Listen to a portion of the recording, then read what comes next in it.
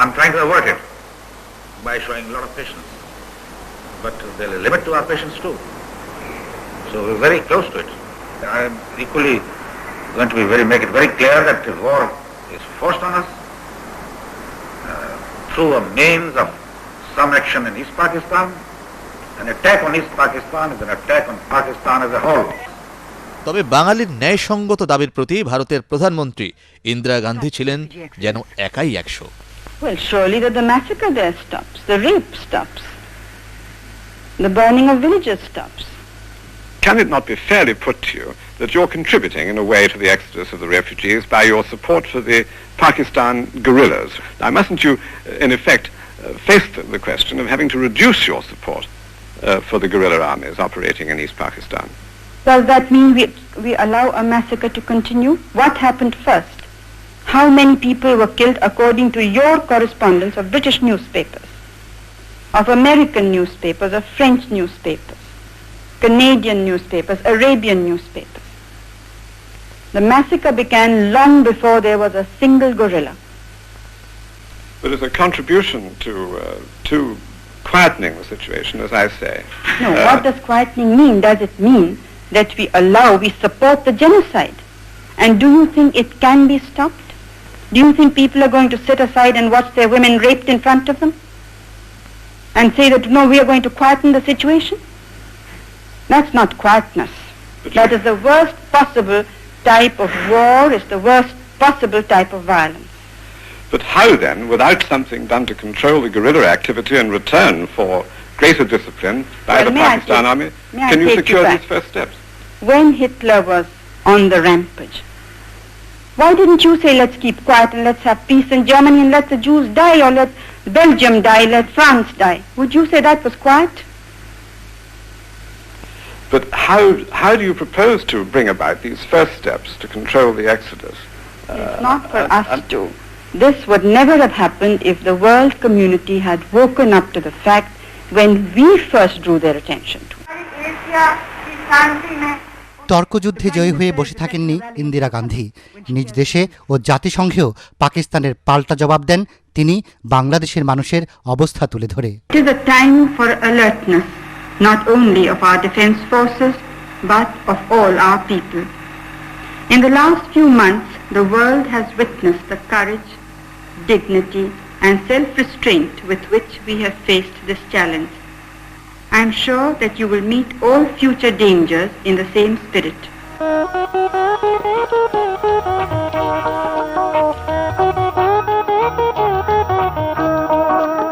তবে এত কিছু সত্ত্বেও দুষ্টের দমন সহজ ছিল না।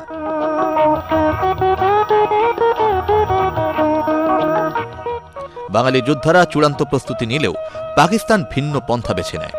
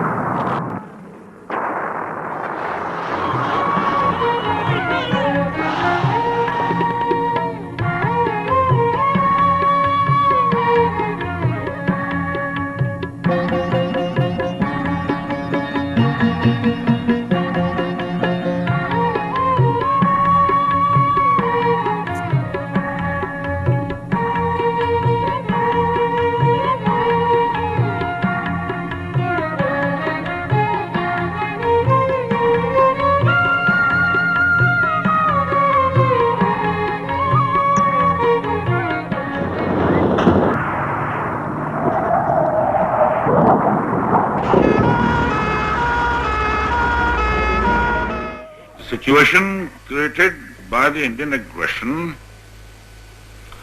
is leading the two countries to a point of no return. I would like to make it absolutely clear that we shall defend our honor.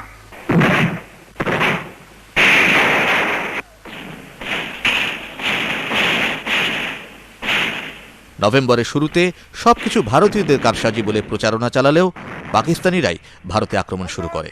ত্রিপুরায় নিহত হয় বেশ কয়েকজন ভারতীয়।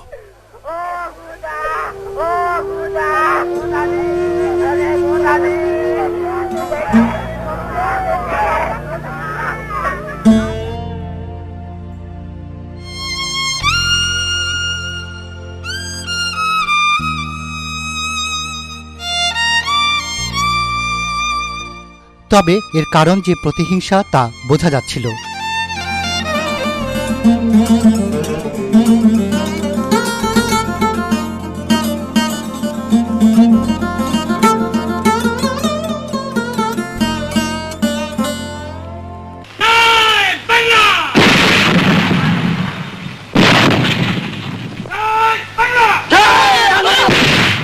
বাঙালি মুক্তি সেনারা একের পর এক মুক্ত করতে থাকে বাংলাদেশের অঞ্চল।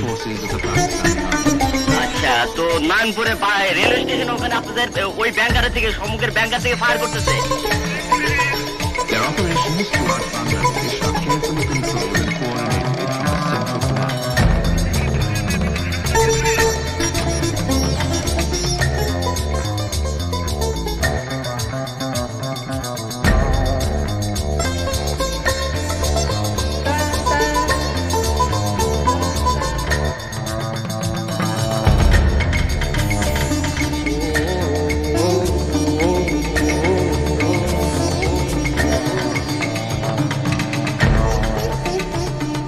This is the place. This place is known as Kulapathar, and I have buried 10 of my boy who has been shaheed in the last few days of battle. And each one of them fought gallantly. If I tell you the stories how they have died, you'll be surprised. They have not bothered about their life, but by dying, they have saved many of us. And in each one of this case, I just can't imagine when a chap fighting like this have died, what right have we got to live and enjoy the independence? I don't know. We have to fight, and all our soldiers are fully determined.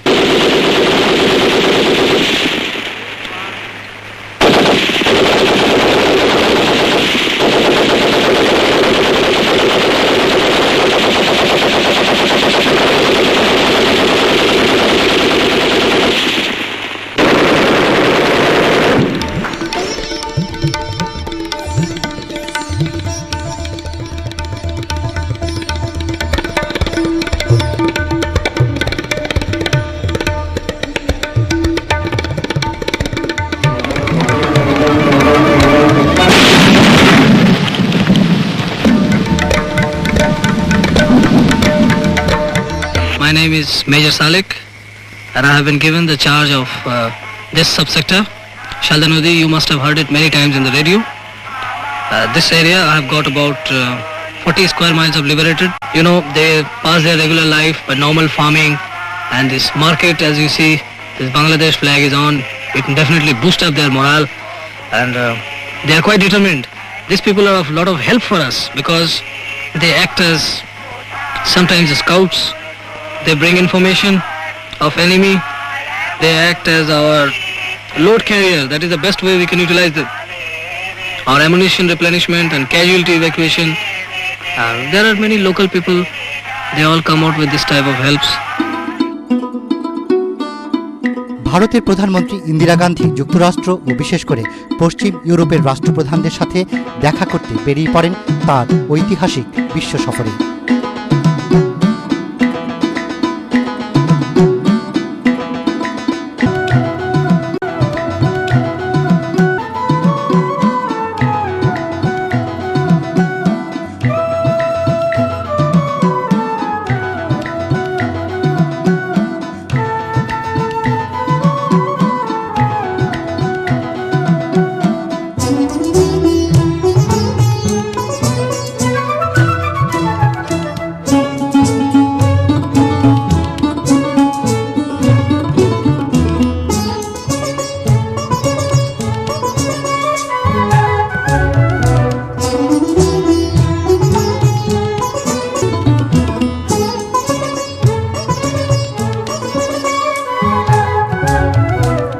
এক এক করে তিনি সারা বিশ্বের মানুষের কাছে প্রমাণ করে দেন বাংলাদেশে স্মরণকালের ভয়াবহ মানবিক বিপর্যয় ঘটেছে।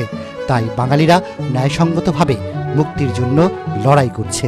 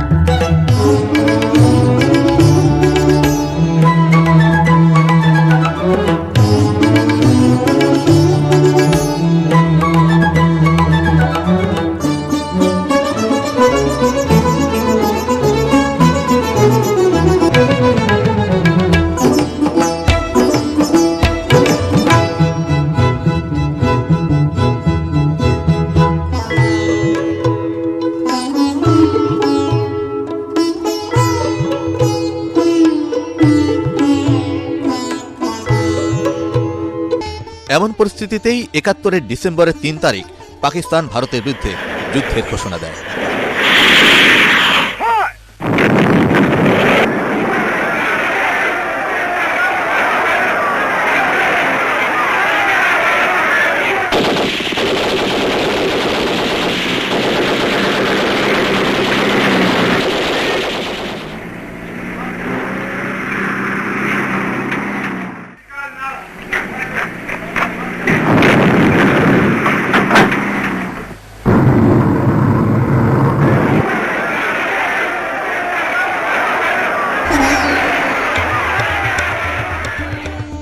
পাকিস্তানের আক্রমণেরও জবাব দেয় ভারত খুব দ্রুতই পূর্ব ও পশ্চিম সীমান্তে।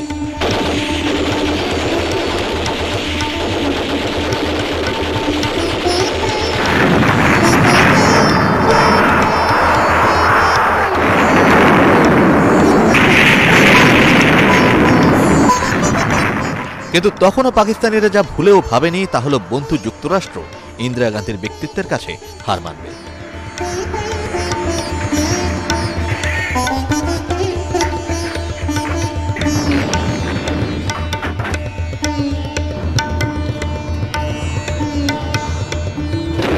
কূটনৈতিক বিজয়ের আশায় এই যুদ্ধ তারা শুরু করেছিল। তার প্রমাণও মেলে পরাজয়ের মাত্র কয়েকদিন আগে পাকিস্তানের পূর্বাঞ্চলের প্রধান নিয়াজির কণ্ঠে। I am proud of my troops, their discipline, their bravery, their tradition, and I am sure we will be able to maintain the traditions of our forefathers, which have never lost a battle. Jai Bangla!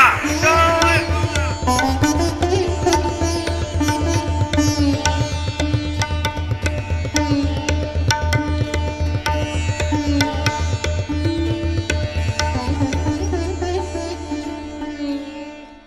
Fight it out to the last. But a lot of men might die. It's the price of the freedom. But what freedom? Not yours. It's mine, yes, my country, Pakistan. You still consider that you stand a fighting Pakistan chance will of... stay, yes, inshallah will stay. অথচ এর পরের দৃশ্য ছিল সম্পূর্ণ বিপরীত।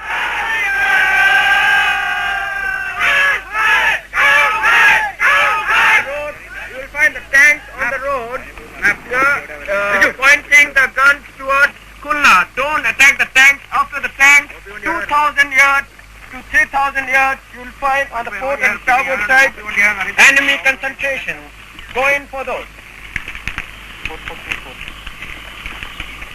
You are flying towards Jessore now.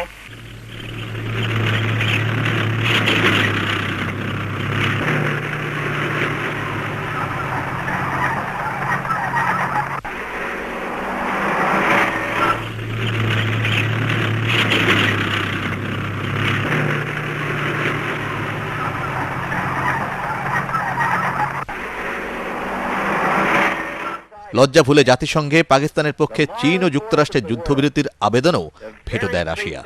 এ সময় নির্বাচিত সরকারের কাছে ক্ষমতা ফিরিয়ে দেওয়া বা বাংলাদেশকে মেনে নিতে ভারতের আহ্বান আরও যুক্তিসঙ্গত বলে প্রতীয়মান হতে থাকে। This one-sided and partisan attitude of the distinguished representative of United States of America has shocked and surprised us. The USA is entitled to its own opinions and interpretations. So are we. But facts are facts and must be stated. Right from the beginning of this unfortunate situation that has arisen in the subcontinent, India had been asking for a political settlement acceptable to the elected and acknowledged representatives of the people of Bangladesh.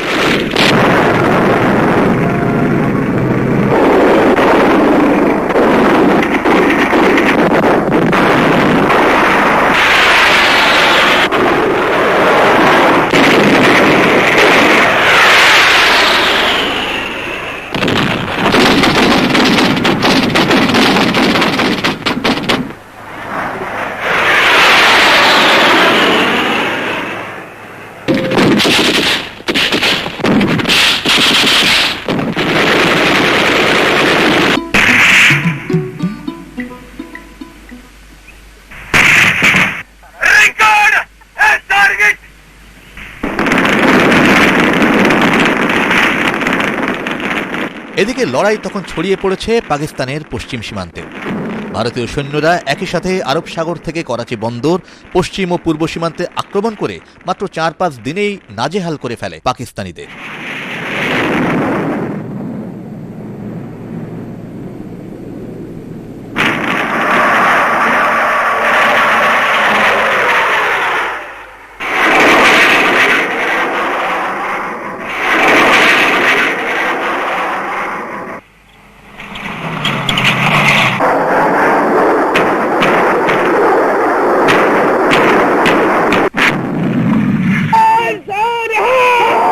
শুধু তাই নয়, পশ্চিম সীমান্তে অনেক অঞ্চল চলে যায় ভারতীয়দের দখলে।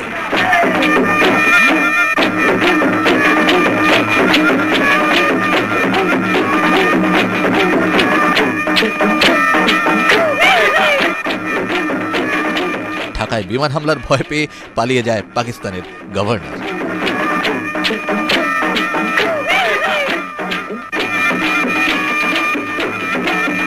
পাকিস্তান না বুঝতে চাইলেও তাঁর মিত্ররা বুঝে যায় পরাজয় আসন্ন, তাই জাতিসংঘে এবার যুক্তরাষ্ট্রই যুদ্ধবিরতির প্রস্তাব দেয়। মার্কিন প্রেসিডেন্ট জর্জ ডব্লিউ বুশের বাবা ও সাবেক প্রেসিডেন্ট বুশ সিনিয়র আপ্রাণ চেষ্টা করেন প্রস্তাব পাশ করতে। But in defiance of this expression of world opinion, India again said no. They continue to prefer the use of force to peaceful means. India, which over the years has sought to reflect in and outside of this chamber the moral force of the world, the very precepts for which its great leaders, Gandhi and Nehru, stood, is now disregarding the Charter of the United Nations. কিন্তু তখনও অনড় Russia, নির্বিকার ভারত। বাংলাদেশ এগিয়ে যায় স্বাধীনতার পথে। জাতিসংঘ প্রস্তাব না মেনে প্রমাণ দেয় যুদ্ধ ন্যায়সঙ্গত। মহাসচিব উথান্ট শুধু আবেদন করেন সাধারণ মানুষের যেন আর প্রাণহানি না ঘটে। I now appeal to all the parties to the conflict, no matter what their allegiance, to take every possible measure to spare the lives of the innocent civilian population which is afflicted and threatened by the present hostility. ধীরে ধীরে ঢাকাও অরক্ষিত হয়ে পড়ে। British সাংবাদিক mark টালি ঢাকায় এসে সেসব ঘটনার বর্ণনাও দেন। Half destroyed the residence. Then I got there this afternoon. I found the governor in the bunker, in the guard, trembling like a leaf and saying, I didn't quite know whether to resign. Should I resign? Will my wife be killed by the Indian Army? Can I get at the Intercontinental Hotel? As we were standing there in this bunker, suddenly there was another raid. And all hell broke loose. There was an enormous crash. And hardly the crash died down, but the governor suddenly produced a ballpoint pen, a scrap of paper, a few carbons, and had written out a resignation statement in a matter of seconds, just in time actually for the second big crash. সেই সময়ে আর কেউ না হলেও পাকিস্তানের পররাষ্ট্রমন্ত্রী জুলফিকার আলী ভুট্টো লজ্জিত হয়েছিলেন। আর তাই পরাজয় নিশ্চিত জেনেও তিনি নিরাপত্তা পরিষদের সভায় আত্মসমর্পণ বা বাংলাদেশকে স্বীকৃতির প্রস্তাবের কাগজ ছিঁড়ে সভা ত্যাগ করেন। বলেন তিনি যুদ্ধের পক্ষে। Disgraceful to my person and to my country to remain here a moment longer than necessary. But I am not boycotting. Impose any decision. Have a treaty worse than the Treaty of Versailles. Legalize aggression. Legalize occupation. Legalize everything that has been illegal till 13th or 15th of December 1971. I will not be a party to it. We will fight. We'll go back and fight. My country hearkens for me. Why should I waste my time here in the Security Council? I will not be a party to the ignominious surrender of part of my country. You can take your Security Council. Here you are. I'm going.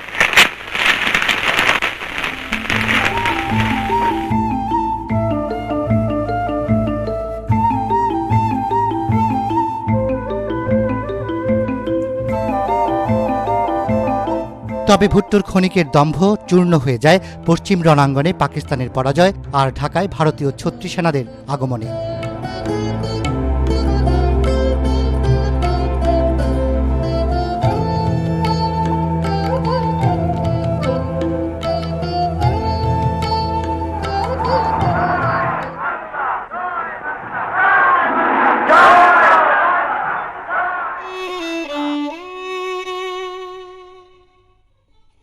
বাংলাদেশের চূড়ান্ত বিজয় যখন দ্বার প্রান্তে, মুক্তির সূর্য যখন উঠি উঠি করছে, ঠিক সেরকমই একটি সময়ে 1971-এর 14ই ডিসেম্বর পাক হানাদার বাহিনী, রাজাকার আলবদররা সম্মিলিতভাবে হত্যা করে এদেশের সূর্য সন্তানদের। তারা বেছে বেছে চিকিৎসক, সাংবাদিক, সাহিত্যিক, এদেশের বুদ্ধিজীবীদের ধরে ধরে ঢাকার অদূরে মিরপুরের রায়ের বাজারে গণহত্যা করে। সেখানে বধ্যভূমিতে ফেলে রাখা হয় তাদের লাশ। তারই বর্ণনা শোনা যায় অধ্যাপক মনিরুজ্জামানের এই ভাষ্যে।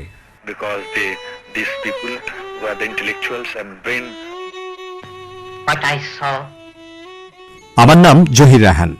আমি কোনো বুদ্ধিজীবী হত্যার শিকার না হলেও সেই সময়ে নিখোঁজ এদেশের প্রখ্যাত লেখক ও চলচ্চিত্রকার জহির রায়হানের এই বক্তব্য থেকে বোঝা যায় কেন তারা হত্যা করেছিল বুদ্ধিজীবীদের। বাংলাদেশে আমি যা দেখেছি তার মধ্যে সবচেয়ে আশ্চর্যজনক বিষয় ছিল যে কোনো অপারেশনে ধ্বংসযজ্ঞ চালানো ও মানুষদের খুন করার পর মিলিটারি ইউনিট একটা মুভি ক্যামেরা দিয়ে মৃতদেহগুলোর শুটিং করত। কোনো বাড়ি পোড়ানোর পর তারা পুড়ে যাওয়া বাড়িটার শট তুলত। তারা লোকজনদেরকে বাধ্য করত বাড়িটার জিনিসপত্র লুট করতে। এরপর তারা মুভি ক্যামেরা দিয়ে এসব লুটেরাদের শুটিং করত। আমি পরে জেনেছি যে তারা এসব দৃশ্য সম্পাদনা করে বিশ্ববাসীকে দেখাতো যে বাঙালিরা অবাঙালিদের হত্যা করছে এবং ওই বিশৃঙ্খলা পরিস্থিতি নিয়ন্ত্রণে আনতেই সেনাবাহিনীকে হস্তক্ষেপ করতে হয়েছে। এটা ছিল পুরোপুরি মিথ্যা। Because of that chaos and confusion, they had to intervene. It was an utter lie.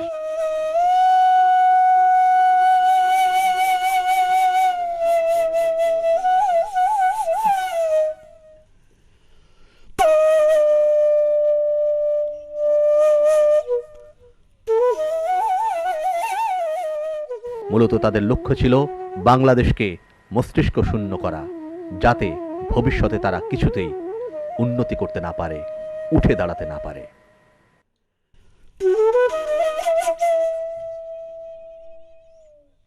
16ই December নীরবেই Pakistan রাজি হয়ে যায় বিনা শর্তে আত্মসমর্পণ করতে। বাংলাদেশ সময় বিকেল 4টায় রেসকোর্স ময়দানে, ঠিক যেখানে 7ই মার্চ বঙ্গবন্ধু স্বাধীনতার ডাক দিয়েছিলেন, সেখানেই নতমুখে চারদিক থেকে জয় বাংলা ধ্বনির মধ্যে আত্মসমর্পণ করতে বাধ্য হয় 90,000-এরও বেশি সেনা সদস্য নিয়ে পূর্বাঞ্চলের সেনানায়ক জেনারেল আমির আবদুল্লাহ খান নিয়াজি।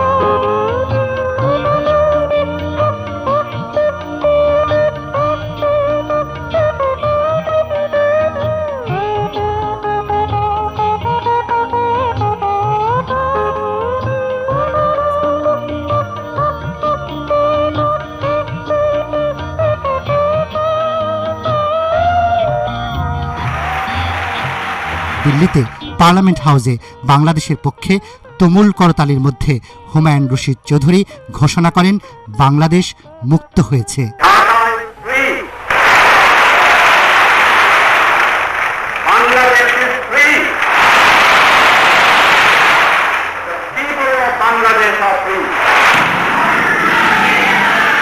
ততক্ষণে বাংলাদেশে উঠতে শুরু করেছে স্বাধীন পতাকা, জয় বাংলার জয়ধ্বনি চারদিকে।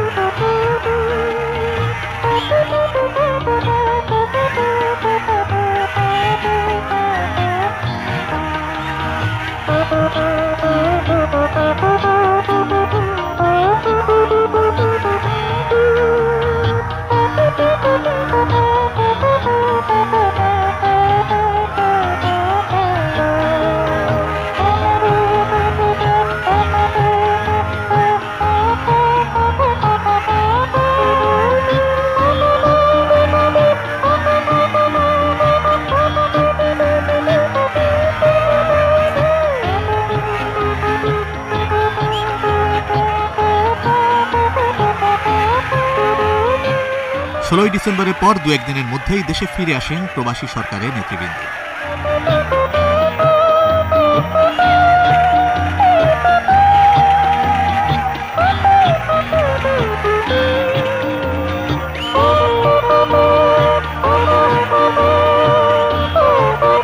যার জন্য, যার নামে বাঙালি তার হাজার বছরের স্বপ্ন পূরণ করে, তিনি তখনও মুক্তি পাননি। এজন্য বাঙালিকে অপেক্ষা করতে হয়েছে আরও কয়েক সপ্তাহ। ৭২-এর 10ই জানুয়ারি দেশে ফেরার আগে লন্ডন ও দিল্লি হয়ে বঙ্গবন্ধু দেশে আসেন। লন্ডনে ব্রিটেনের প্রধানমন্ত্রী এডওয়ার্ড হিথ বঙ্গবন্ধুকে আন্তরিক অভিনন্দন ও শুভেচ্ছা জানান। সেখানে হাজির হন সারা দুনিয়ার সাংবাদিকবৃন্দ।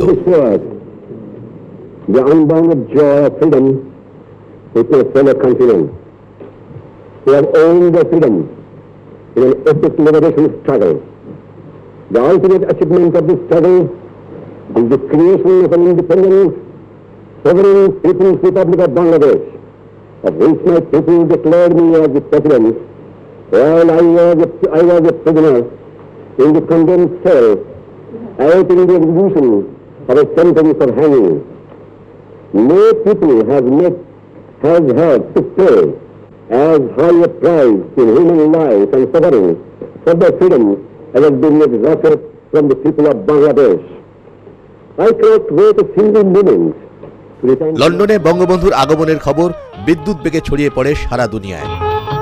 হাজার হাজার মুজিব ভক্ত তাই ভিড় করেন যে হোটেলে বঙ্গবন্ধু ছিলেন তার সামনে। বঙ্গবন্ধু তাদের আন্তরিক শুভেচ্ছা জানান।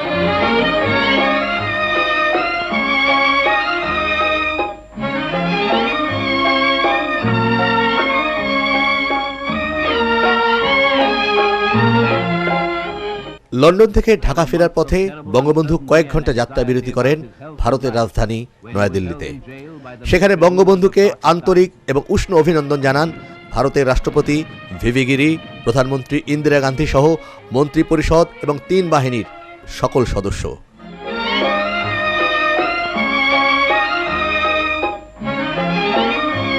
বঙ্গবন্ধু তাতে আন্তরিক এবং আবেগময় সাড়া প্রদান করেন।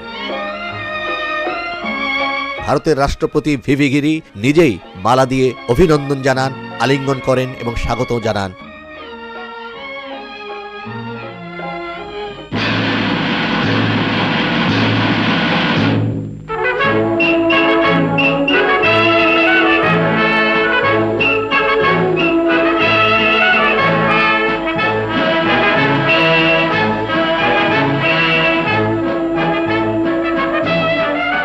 দিল্লিতেই প্রথম বঙ্গবন্ধুকে রাষ্ট্রীয় মর্যাদায় গার্ড অব অনার প্রদান করে ভারত সরকার।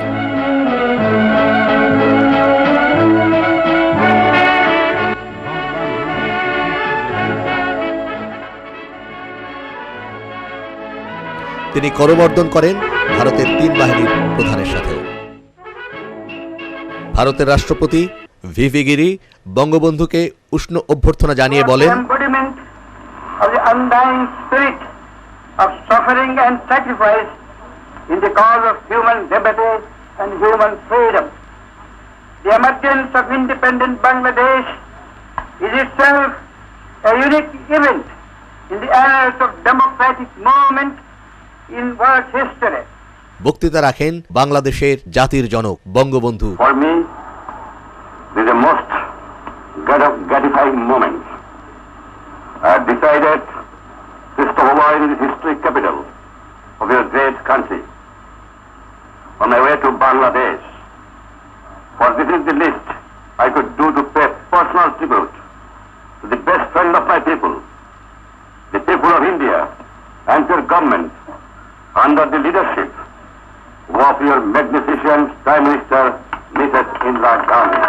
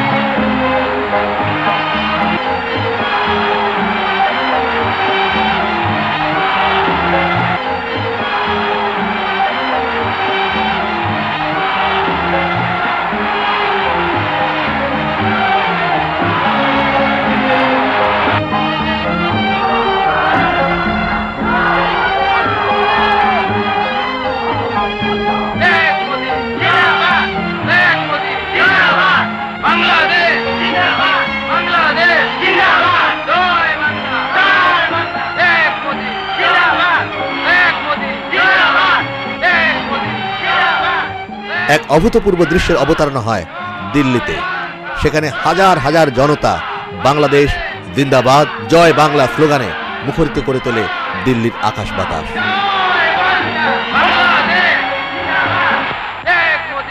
দিল্লির লালকেল্লার সামনে এক বিশাল জনসভায় বক্তৃতা রাখেন ভারতের প্রধানমন্ত্রী ইন্দিরা গান্ধী ও বাংলাদেশের জাতির জনক বঙ্গবন্ধু শেখ মুজিবুর রহমান। और वो वादा उन्होंने पूरा कर दिया है, चाहे वो उनका शरीर जेल में बंद था, लेकिन उनकी आत्मा को कोई बंद नहीं कर सका। और उसने प्रेरणा दी बांग्लादेश के लोगों को कि इस हिम्मत से उन्होंने लड़ा और आज वो स्वतंत्र हैं।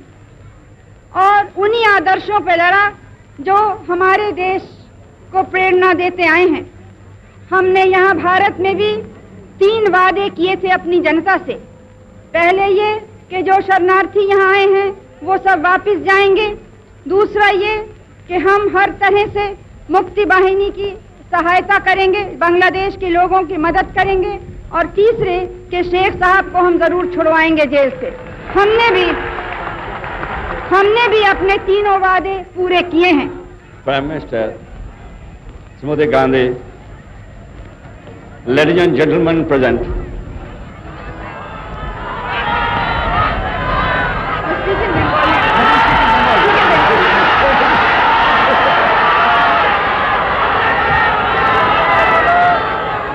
আমার ভাই ও বোনেরা,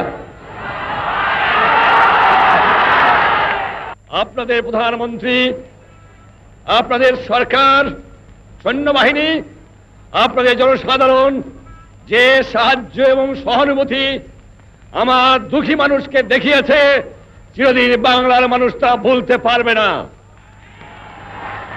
ব্যক্তিগতভাবে আপনারা জানেন আমি পশ্চিম পাকিস্তানের অন্ধকার ছেলের মধ্যে বন্দী ছিলাম 2 দিন আগেও। শ্রীমতী গান্ধী আমার জন্য দুনিয়ার এমন জায়গা নাই যেখানে চেষ্টা করেন নাই আমাকে রক্ষা করার জন্য।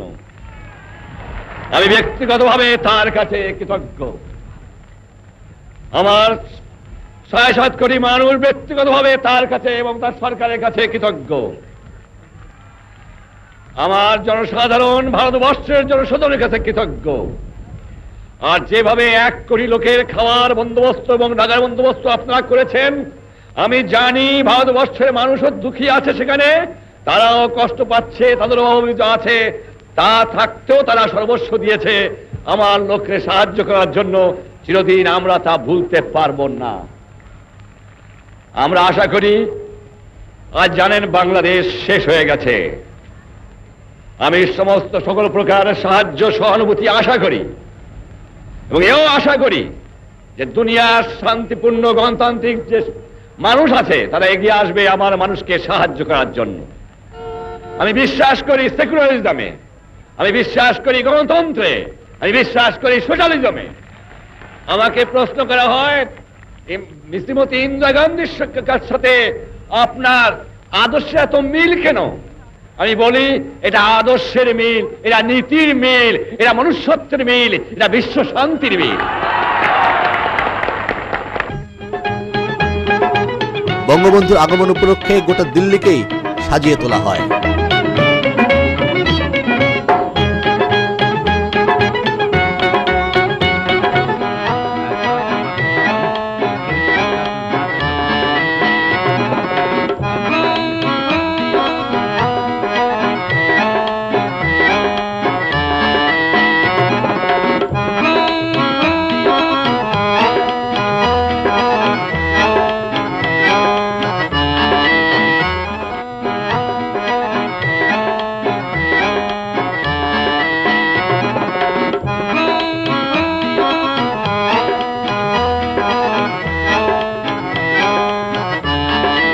দিল্লিতে বঙ্গবন্ধুকে আন্তরিক বিদায় জানান রাষ্ট্রপতি ভিভি গিরি, প্রধানমন্ত্রী ইন্দিরা গান্ধী সহ গোটা দিল্লির মানুষ।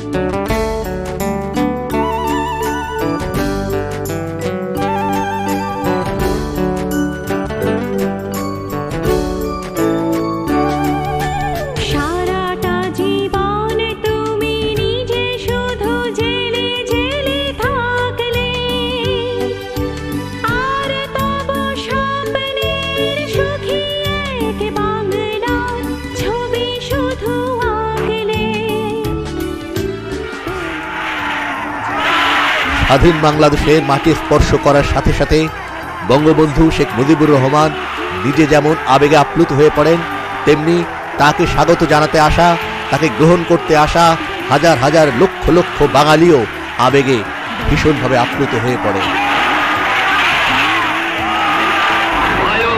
চোখ মুছতে মুছতে বঙ্গবন্ধু তাদের সাদর সম্ভাষণ জানান। স্মরণ করি আমার বাংলাদেশের ছাত্র, শ্রমিক, কৃষক, বুদ্ধিজীবী, সেবাই, পুলিশ, জনগণকে, হিন্দু মুসলমানকে হত্যা করা হয়েছে। তাদের আত্মার মঙ্গল কামনা করে এবং তাদের প্রতি শ্রদ্ধা নিবেদন করে আমি আপনাদের কাছে দু এক কথা বলতে চাই। আমার বাংলাদেশ আজ স্বাধীন হয়েছে, আমার জীবনের স্বাদ আজ পূর্ণ হয়েছে, আমার বাংলা মানুষ আজ মুক্ত হয়েছে।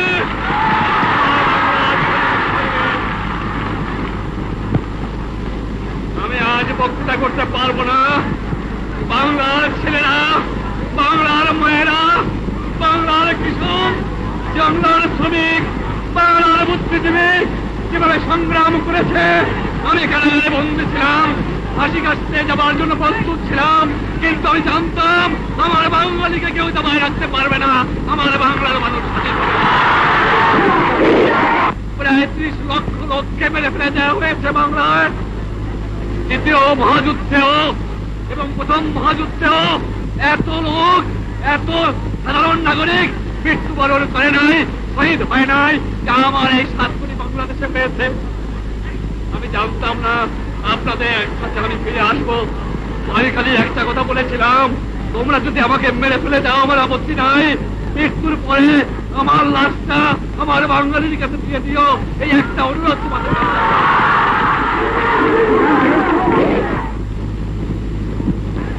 তবে মনে রাখা উচিত, বাংলাদেশ স্বাধীন সার্বভৌম রাষ্ট্র, বাংলাদেশ স্বাধীন থাকবে, বাংলাদেশকে কেউ দমাতে পারবে না। কবিগুরু রবীন্দ্রনাথ বলেছিলেন, 7 কোটি বাঙালিরে বঙ্গজননী রেখেছ বাঙালি করে মানুষ করনি। কবিগুরু মিথ্যা কথা প্রমাণ হয়ে গেছে, আমার বাঙালি আজ মানুষ। জানতাম না আমার ফাঁসির হুকুম হয়ে গেছে, আমার ছেলের পাশে আমার জন্য কবর খোঁজা হয়েছে। আমি প্রস্তুত হয়েছিলাম, বলেছিলাম আমি বাঙালি, আমি মানুষ, আমি মুসলমান, একবার মরে 2 বার মরে না। আমি বলেছিলাম আমার মৃত্যু আসে থাকে যদি আমি হাসতে হাতে যাব, আমার বাঙালি জাতকে অপমান করে যাব না, তোমাদের কাছে ক্ষমা চাইব না। এবং যাবার সময় বলে যাব, জয় বাংলা, স্বাধীন বাংলা, বাঙালি আমার জাতি, বাংলা আমার ভাষা, বাংলার মাটি আমার স্থান।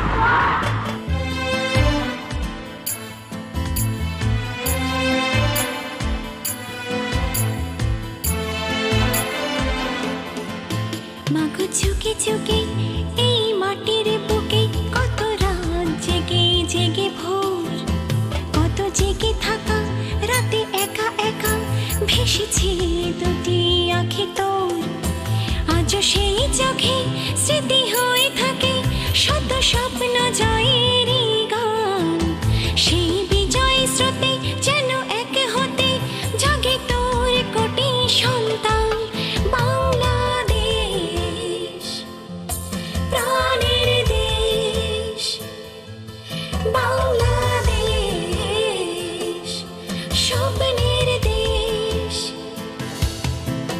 মাগো চুকে চুকে এই মাটির বুকে কত রাত জেগে জেগে ভোর, কত জেগে থাকা রাতে একা একা ভেসেছে 2টি আঁখি তোর।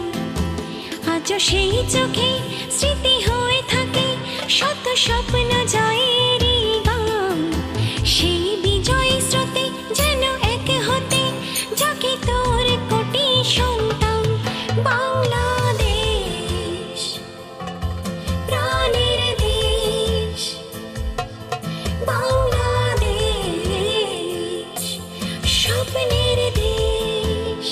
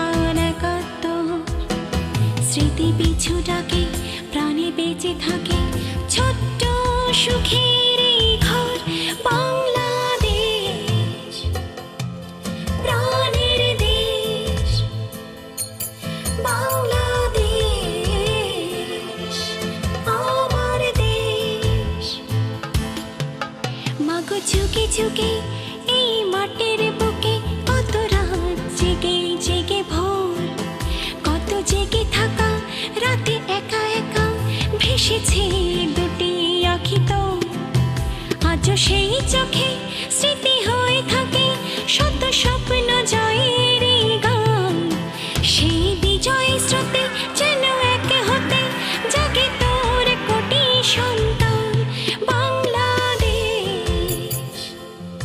প্রাণের দেশ বাংলাদেশ স্বপ্নের দেশ